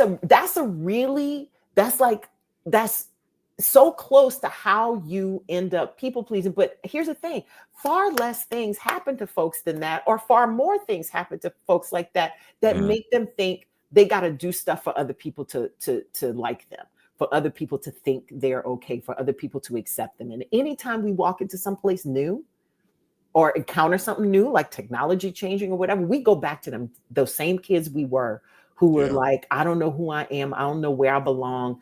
Oh, let me do this so I could fit in. So true. And again, we said earlier about challenging oneself. I think you should. I'm a proponent of that, because you might go into an untapped potential that you never thought you had. So you have to, as I say, stand on business, stand on all 10, and challenge yourself. Well, real quick, go back to the comment section. Oh, thank you, Catherine. Hey, Catherine, how are you doing? Kathy Sparrow, I love her point of view. Thank you, Kathy. Yeah, we go way back. That's as the people say in the South, Catherine. Right. Yeah. Let's see. Oh, let's see what else we have here. What's up, Dre?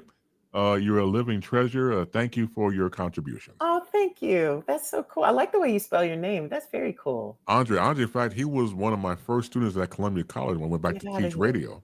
Okay. So yeah, it's always, that's what I love about social media. You get a chance to reconnect all the different people in your lives throughout your timeline. So now we're going to the book. So now you are author. The new book, Fearless Authenticity. What was the muse for you to start writing this book? Well, it started because I had a business coach who said, okay, so when You and Me This Morning got canceled, when we were politely invited to find our success elsewhere. That's a nice way of saying it. It is. It is. A colleague of mine gave me that and I use it relentlessly now. I had a business coach who convinced me to write the book because I had been consulting and speaking for a while, because when you're in the public eye, people ask you to do that sort of stuff and you do it as part of your public service or what have you. And every time I met with her, I had some other story to tell because I'm always telling about some BS that happened to me, right? And so she was just like, I really think you need to consider, corporate speaking or whatever. I was like, nobody would hire me. I'm like, I'm not a celebrity, like national celebrity. And I wasn't like a former, NFL or professional sports person. I wasn't, an astronaut. I wasn't like a former, senator or something like that. Those are the people I used to see speaking and doing stuff like that. I was that's who speaks. She was like, no, you need to understand what this world is. She said, but I think your particular point of view would really be, welcome in that environment and stuff. And so, because at that time I was still doing mainly media training and some like external communication consulting type stuff. But what I had learned was, especially with the media training things, like I would think, oh, okay, I can do this in 3 sessions with you, blah, blah, blah, blah, blah. But then I get to talking to these folks and like, they didn't have confidence in their basic communication skills. So I had to develop like a system to get them up to speed to what I thought they needed to be for this, thing. And she told me, she was like, Jeanne, you are giving away your work for free. She was like, the thing that is valuable is this thing, this preparatory stuff, because she said that's stuff that people can use whether or not they go on TV. They can use it in leadership. They can use it in this. So she kind of, convinced me to do it. And she tricked me into it. Like because I was still like, yeah, lady, whatever. And like, mind you, I'm paying her to help me develop my business. She's telling me this. And I was like, yeah, lady, whatever. Right. Yeah, I don't believe it, Like, shut up. Exactly. So she was like, look, just humor me. She was like, go home and write an outline of what you think you would put in a book. So I did it. I sent it to her and she was like, this looks great. She was like, but you don't want to write the book. Okay, fine. She said, okay, do me another favor. She was like, I want you to write down a list of stories, of just the titles of all these stories, things that have happened to you in your life. She was like, every time we meet, you have these stories, write down a thing. I had like 3 pages of just the titles of stories. Oh man. Okay. So the next time we get together in person, she has the printout of the outline. She has the printout of the stories. And then she's like, she says, this is your book. Damn. Go write it. And, in that book was the story about my adoption, like how I see what makes people connect to folks and how that's connected to where I've been in the journey I've been on since then, the challenges I've had, at different points in time in my career where you plateau and you think you're not going anywhere or doing anything. What do you do next? And so all of that is in the book, including a lot of the conversations I've had with people, because I also was like, I don't want this book to just be about my experience, because my life experience, some people may see as not related to theirs, that I'm in entertainment, I'm in, the music industry and TV and all this other stuff. Like that doesn't apply to me. So what I did with my podcast was I interviewed people from all walks of life. And because part of it was me also convincing myself that this concept that being fearless, being authentic, because it takes courage to be authentic, that True. when you dive into that, that's where you find your biggest success, because that's what I found to be true.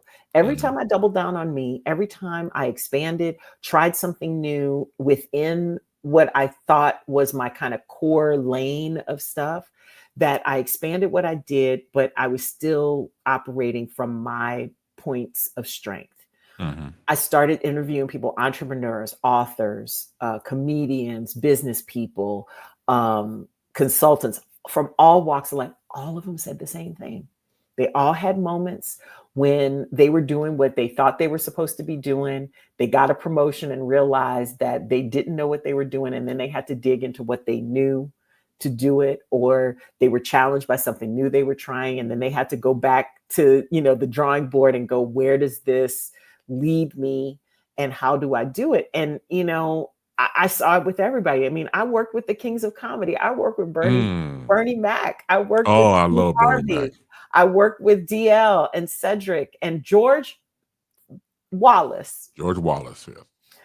And I saw by example what it meant. And I saw these men work. Right. Because like every morning writing jokes, like that ain't no joke. Like I remember Steve saying this top 10 that I don't know why I started doing this. He was like, because he was like, Letterman got a whole staff doing this. And I'm over here fighting for my life with these top 10. I was like, bro, we can help you. We can help you. Come on, let's get it together. Whatever. But right.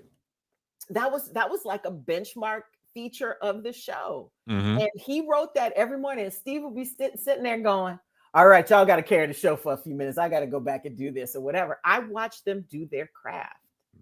And I watched it. Like George still to this day walks around with a legal pad of jokes and things like that. You see Dion Cole standing, with his little notes. He did that back in the day. Miller Jr. and Draft Comedy Search. He would have a little thing.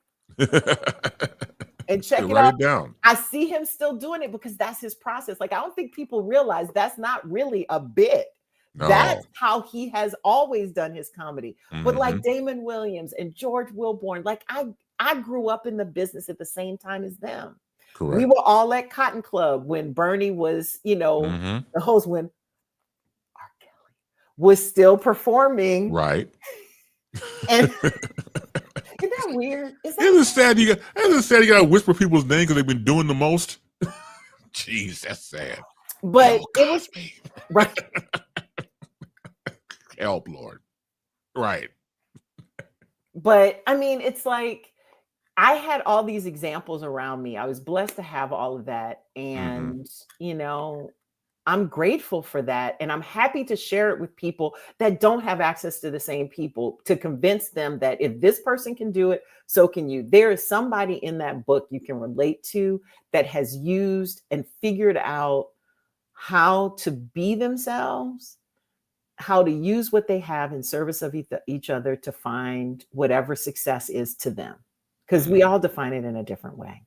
It's so true. You mentioned about interviewing people on your podcast. What's a rough number of how many people you interviewed so far?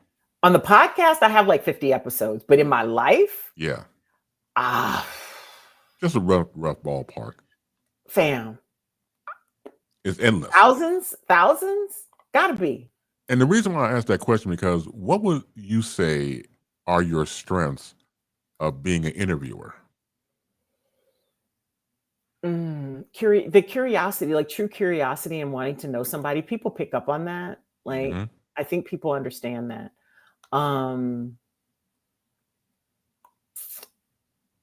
I also, I think that I am interested in them as human beings, not in them as the celebrity.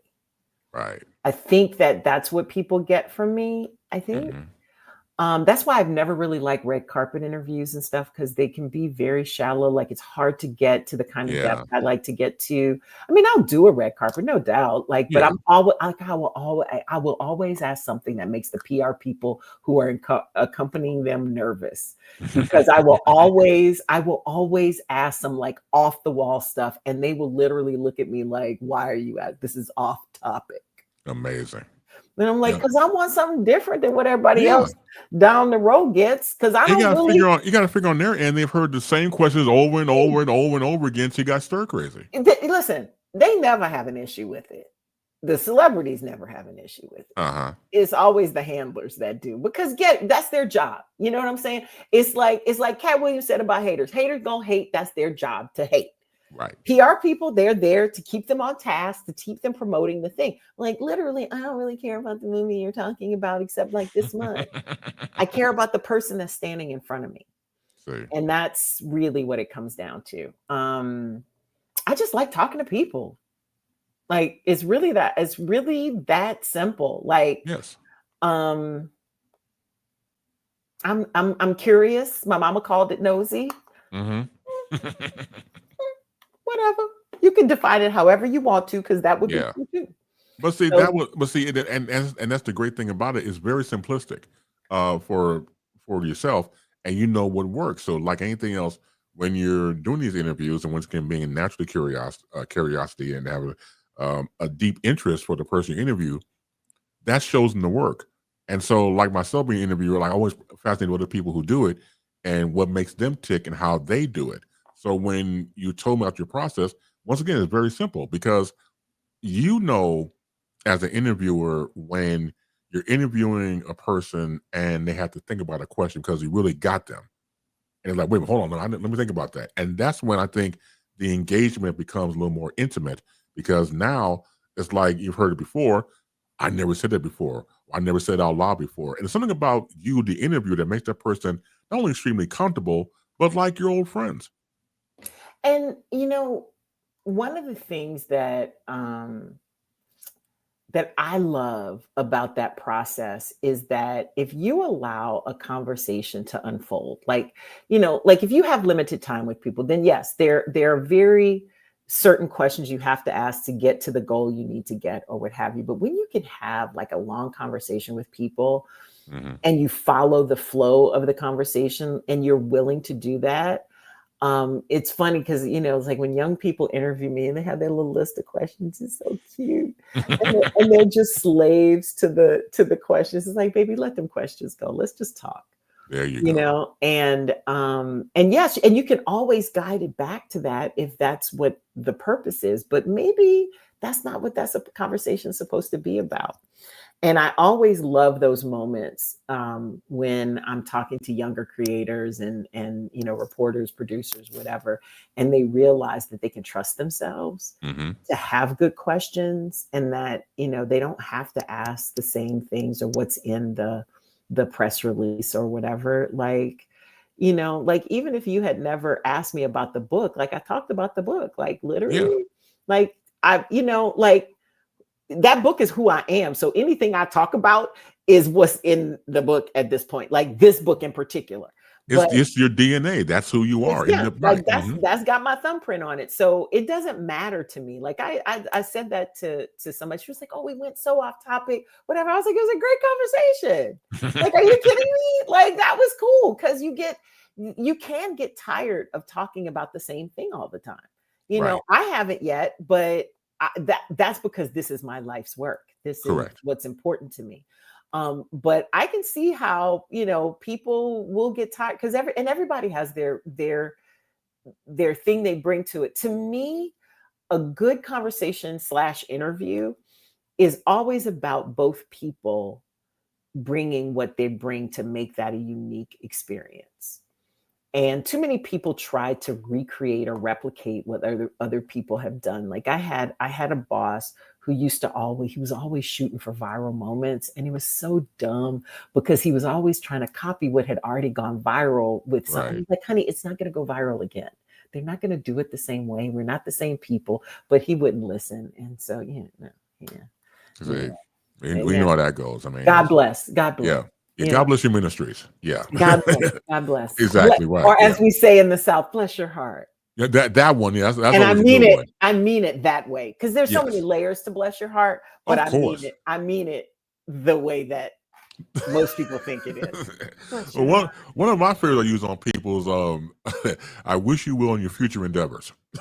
I love that for you. Yeah, peace two fingers, Doc. So yeah, it's like some people just have to excommunicate out of your life. I have one last question for you before I get to Mhm. that. First of all, this interview was supposed to be an hour, and I you know. have very graciously went past overtime. I love you more for that. Thank I'm you, glad dear. that we got a chance to do this. Again, I've always admired your work and continue to admire your work, but I get a chance to talk to you. This has been more than beautiful. So, Thank last you. question I have for you, Jeanne Yes. Sparrow. If you can invite 4 people to dinner, Ooh. alive or not, who would they be and why? Okay. So I would invite Prince because I think he was one of the more forward thinking people of our time. Like there was something he was tapped into Mm-hmm. that I don't think people appreciated until they saw how it unfolded. Yes. There were things like when he wrote slave on his face Oh yeah. and he went to the symbol, like he made particular decisions at a particular time that have played out in that industry in particular, but I think we're seeing it in all kind of creative endeavors. And I think it trickles down even to how AI is mimicking human beings' creations. So Prince would be the first one. The next person would be Obama. Barack Obama. Yes, Barack Obama, because he's a cool dude. Like yes, Rachel, I have had the pleasure of knowing him on a professional level since my GCI days, because back in the day when we used to do those voter registration drives and stuff like that, when he was a state representative or senator, I can't remember what state office he held, but he was, active in the community. He used to come to the station to like promote getting voter registration, thank us for doing it or whatever. Cause he also used to teach a class at Roosevelt or something. I used to run into him in the garage, right there, Grant Park South garage, smoking a cigarette. And and I always said his name. I was like, Barrett, you need to stop doing that. Barrett. Barrett, you need to stop. He was like, it's Barack G. Yeah, okay. You need to stop doing that because you're a smart brother. You know better. And after that, I would always be on him, like even as he rose up through things. Like I'm at East Bank one time, like sweating. He the senator with the fine, what you call it, Secret Service dudes. And I'm like, why you coming up with Sister Sparrow? Like, dude, I'm trying to get. But anyway, he has a great sense of humor. He's super smart. Yeah. And I think he would add like things to the conversation. And for that same reason, like I would also like Michelle, but not them together. Like I feel like I would want one, like if I had a sub out somebody, I would sub out one or the other of them. Okay. Like Michelle for the same reason, because she's smart and she the reason why Barack is who he is. That's true. In my opinion. Like he got the thing, but without her, I don't think there's a him. I totally agree. Yes. Malcolm X. My favorite. I read the autobiography of Malcolm X and that changed my life. Like just the way that brother thought and everything like that. And I just have a feeling he'd be just a really cool dude. And the last person I would invite would be Maya Angelou. One of my two favorite women authors, either Maya Angelou or Octavia Butler, who was one of the most prominent Black women science fiction authors. If you've never read her work, y'all, get on Octavia Butler's, like futurist. Matter of fact, I think I'm gonna go with Octavia first with Maya as a backup. Okay. Because Octavia and Prince in a conversation together. See, I'm like, you see what I'm doing here? Yes. I'm like putting different people together. These minds come together, like literally meeting of the minds. Exactly, because it's like similar minds in different ways. Because I feel like Barack and Malcolm would have some interesting things to say to each other. But yeah, and so then then my second tier. Can I have a bigger dinner party? Go right ahead, sure. Go right ahead. So I would sub out Barack for Michelle, and then I would sub out Malcolm for Martin. And for the same reason, right? Because we lost them so young. We did. I mean, Malcolm X and Martin, 39. Right. Yeah. And then I would bring in gosh, who else would I bring in? Sinatra. Get out of here, the chairman of the board.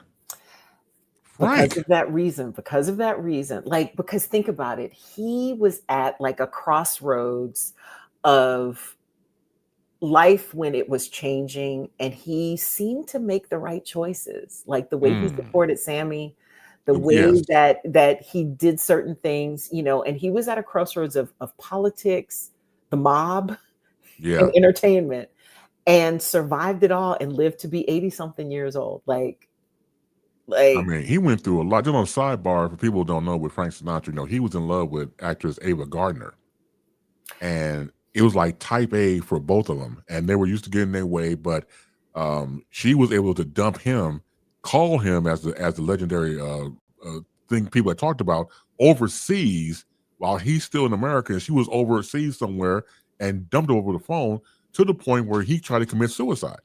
I didn't know that part. Yeah, now this is what some of the and I ran into a guy who used to work for Capitol Records. He was like an older guy. He was one of the sound engineers. He told me this one time back at LS that Frank had tried to commit suicide and swallow these pills. By the time they got to him and the ER and everything else pumped the pills out, he had to change his vocal cords of styling of singing. So by the time he got the Capitol Records with the hat and everything else, his baritone came into that play based upon what happened with the acting. Because remember, he sung in a higher key when he was younger. Yeah. So by the time he got the Capitol, it was a whole different. I thought voice. it was the cigarettes. I just thought it was the cigarettes. From what the guy told me back at LS, that was because he tried to commit suicide and take pills. That's crazy. I'd never heard that before. Yeah. So okay. So the rest of my list. Okay. Yes. So we got the board, we got Frank. Yeah. Quincy Jones, because of that connection. There you go. And because of where Q sits in that same intersection of race, politics, entertainment, and kind of his purpose, and because he also lived as longer than and Frank was one of his contemporaries and one of his kind of mentors, right? Yeah, exactly. So, but it's like all those different those kinds of folks. And then I saw Viola Davis speak at an event I was emceeing, and I would like to have Viola Davis at the table as well. And I think that's it. That's a good list of people. I'm telling you, I'll cook a gumbo. Look at you. and I already know what the menu is. I have a gumbo with some potato salad, right, and some garlic bread, and some good pound cake and drinks. Because I mean, I know that the good brother Malcolm probably will not imbibe, but and maybe Prince. And I don't think Prince either. Right. Yeah. But you know, for those who do. Oh yeah. That is, I mean, that is a well thought out party with all these different minds and backgrounds and conversations, and I mean that's wonderful. Jeanne Sparrow, you have been more than dynamic in what you have done here and just who you are in general. More information about you. Where can people find you at? They can find me at fearlessauthenticity.com or jeansparrow.com/book is where you find all the information about the book, and you can also find me on social media either at Ms. Jeanne Sparrow or at JM Sparrow, and M as in Marie.